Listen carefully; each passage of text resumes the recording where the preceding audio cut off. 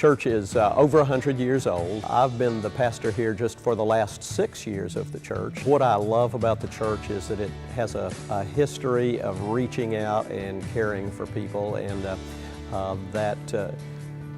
we talk about church DNA and what makes a church, and some churches always seem to be happy and always seem to be reaching out, and this is a church that always seems to know that people need the Lord, and a church that's always ready to reach out to help anyone.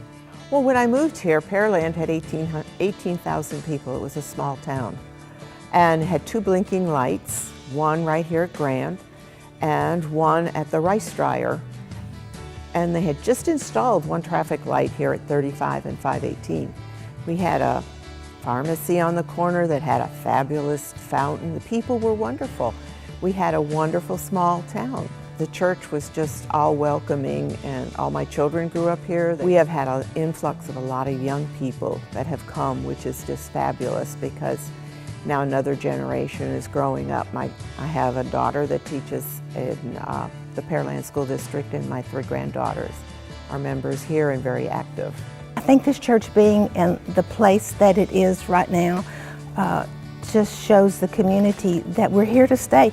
We're going to be here forever. It's just a piece of history, and it's a stable church. People that come in always tell us that we were so friendly and so loving, and I think that's one of the things, the reasons that we're still here. Just short of 59 years, I've been a member of this wonderful church. In the late 50s, early 60s, my fondest memories is being around all the big grown-up kids, the ones in junior high and high school, and in the kitchen, in the little bitty kitchen that was our fellowship hall.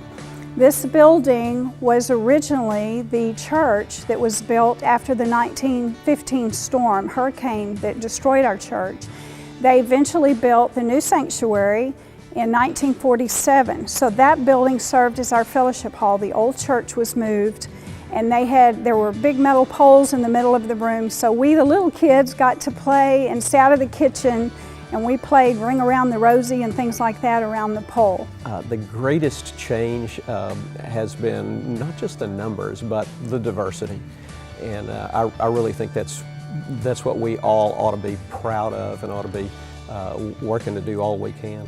Right now, Pearland is, of course, growing so much on the west end, and so we're looking at ways of expanding our outreach and our ministry to reach out to the west end more. But I think we have to work at becoming one city, and those of us that have lived here. When I moved here, we had 2 blinking lights and a stops light, and Dixie Farm Road did not go through. It was a dirt road. I moved into on a dirt road. Before I moved in and the children started at Shady Crest over here, I had to drive a dirt road that was created from Sagemont to the back part of Green Tea by the telephone company, so I could get my children to school faster. I've seen the church has grown.